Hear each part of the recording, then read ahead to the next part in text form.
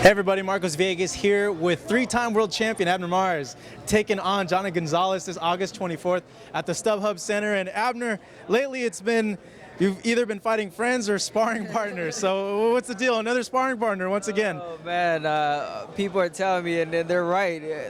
I'm gonna lose a lot of friends. People aren't gonna want to be my friends anymore because I'm beating them up. Nothing like that. Jhonny Gonzalez is a good friend, sparring partner. I was his sparring partner years ago. I helped him for the Israel Vasquez fight years ago, and look at me now. You know, I'm the world champion. He's the challenger. It's a tough fight. A guy who has over 60 fights, over 40 knockouts. Impressive. I just want to. I hope that lets people know that I'm not here to pick fights. I'm not here to take easy fights. And yet again, I'm fighting a tough fight against Jhonny Gonzalez. When I talked to you after your Ponce de Leon win, you said that you had to go through a lot of emotions when you finally did knock him down. Yeah. And now you're in the same spot again, and you might have to relive those emotions once more. Were you hesitant at all for this fight because of that? I was, yet I wasn't, because since I just went through that already, it's like, okay, I saw it out there. I realized that it's just business. As much as he wanted to hit me, I wanted to hit him. Yeah. So I think it's going to work the same way. Jhonny Gonzalez is here with vengeance.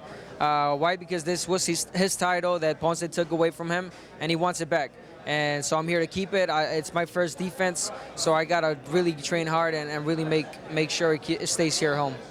You having that extra knowledge of sparring with him, do you feel that he's changed since those times, or he still has a lot of the same mistakes and habits? No, he's changed. I never try to, think that, I know someone when, you really don't.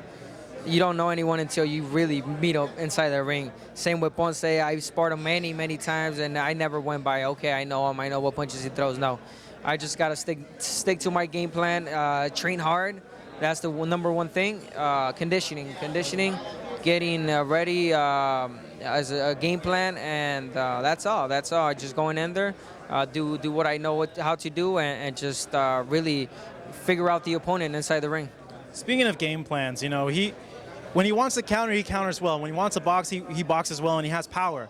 Would you say he's a little bit more difficult to prepare for, or not as difficult as Ponce, given Ponce was a little bit trickier of a style to prepare for? Well, as a game plan, yes, he's more difficult, because you don't know if he's going to come in as a boxer or a counter puncher, which is kind of the same thing, but yet it's not.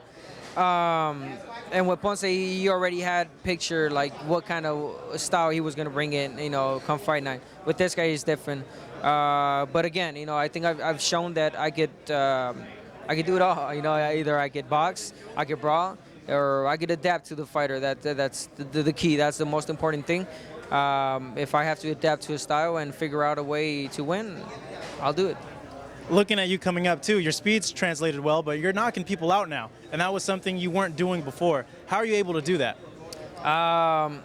Well, this new weight class really helped me, man. It really, really did. I wasn't training as much. I felt stronger.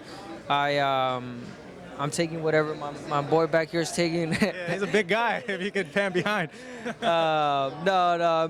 Just the strength. Just the conditioning, the work that we really put in the gym.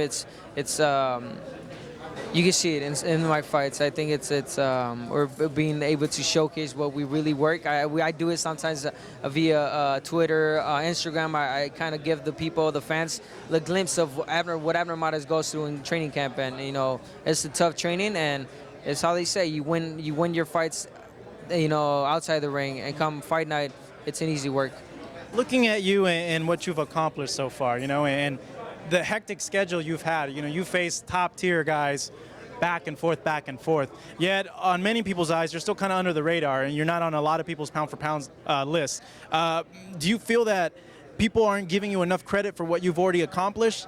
And what would you attribute that to? Would you attribute it to the weight class, that there's not a lot of tension because it's a smaller weight class? What are your thoughts on that? That, and you know what? I'm doing it the hard way. And why? Because I choose to. I could go about trash talking, changing my persona and just being someone I'm not, and bring, a different audience and different people. I could do that, because I can, but that's not me. I am who I am. I am a humble guy. I'm a down to earth. I'm chill. and it probably is not helping me as far as getting the recognition that I should be getting. But as far as I get it, from the the really good, boxing fans, I'm more than happy. I think the boxing fanatics really know what I'm capable of, what I showcase, every time I come in, and the hard work that I put in.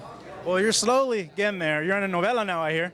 Yeah, I came out on the novela in Mexico. So, I mean, I'm getting there. They're giving me my micro recognition in that sense. But again, I'm not changing my persona. I'm not changing who I am. I am who I am, and it's gotten me to where I am right now. And I'm going to continue that way. I think a lot of people respect, the type of person, the way I carry myself outside. And I'm going to continue that way. Well, this man right here, Abner Mares, will be at the StubHub Center on August 24th defending his featherweight title against Jhonny Gonzalez. Don't miss it, fight fans. In Los Angeles, I'm Marcos Viegas, signing off.